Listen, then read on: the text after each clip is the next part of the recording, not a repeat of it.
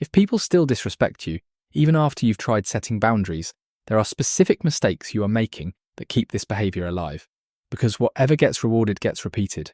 And just like a dog learns to respond to treats and commands from their owner, you train rude people to treat you badly.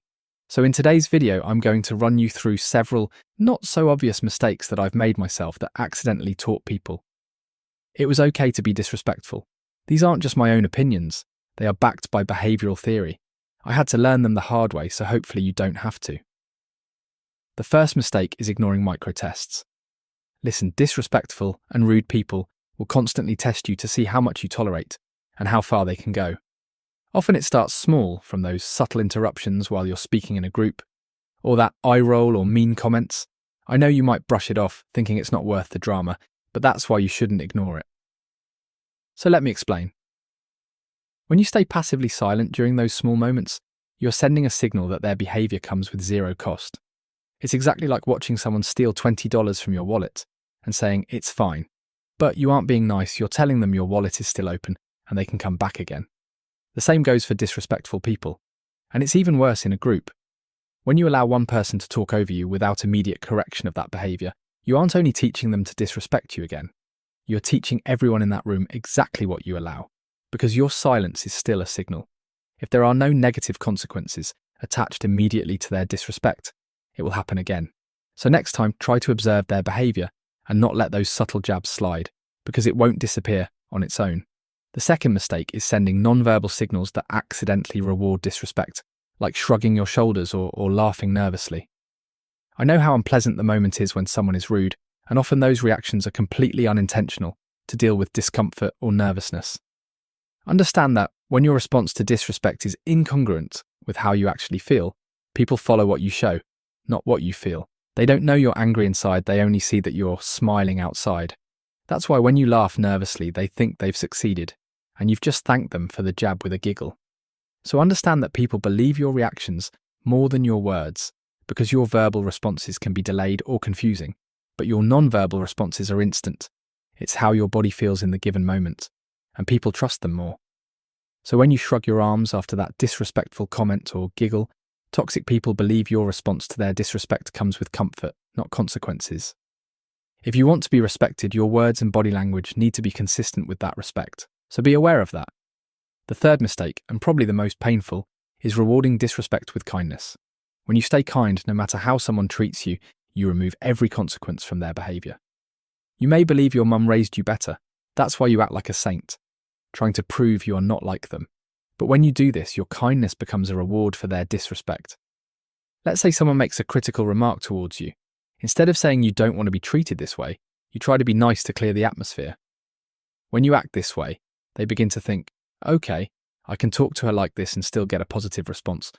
This teaches them that their disrespect has no cost, so they continue the behaviour to keep getting what they want from you. Think of it like this.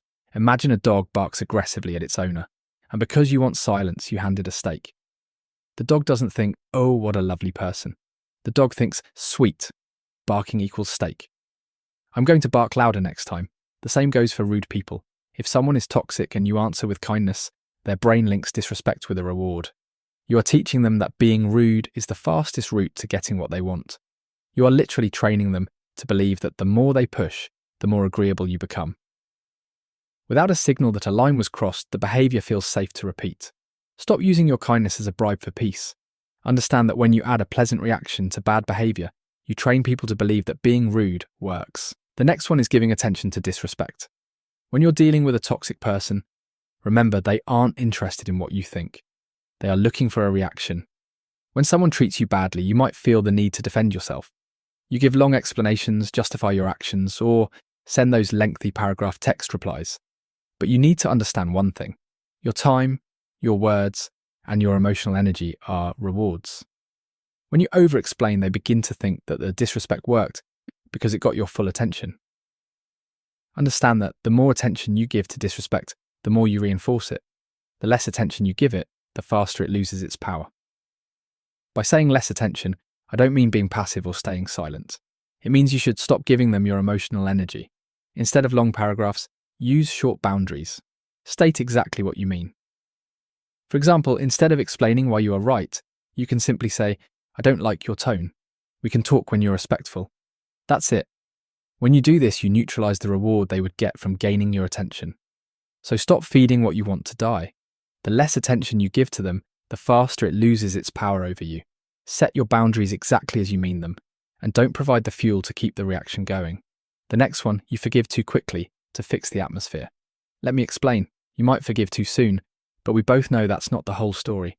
It's not that you're just a forgiving person, it's that you want to feel comfortable again. Do you know that moment when someone is rude or critical to you? The atmosphere gets awkward and tense, and you just can't stand it. Even if you set a boundary, it still makes you feel uneasy when you're around them. So you automatically decide to forgive them quickly, just to clear the air and make the tension go away. But here is what really happens. You deal with your discomfort by ending the awkwardness, but this can inadvertently signal that their behaviour is acceptable. If you forgive too quickly, you show them that their behaviour has no negative consequences for you. You don't hold any grudges and act like it never happened. And it makes your actions predictable because there is no timeout period for possible reflection and change. If you give that time a space, you withdraw your attention, and that naturally shows disapproval of their behaviour.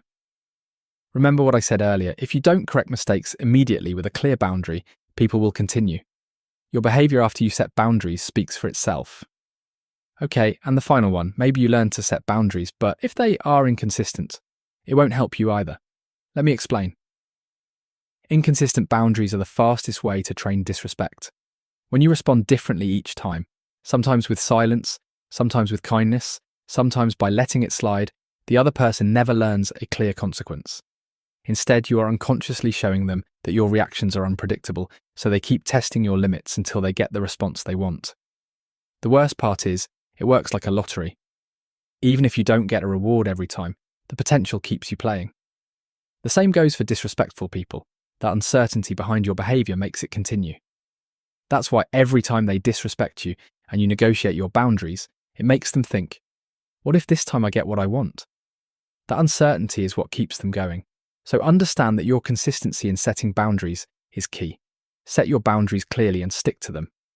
Every no must mean no. Anything less trains them to ignore your limits and keeps toxic behaviour alive.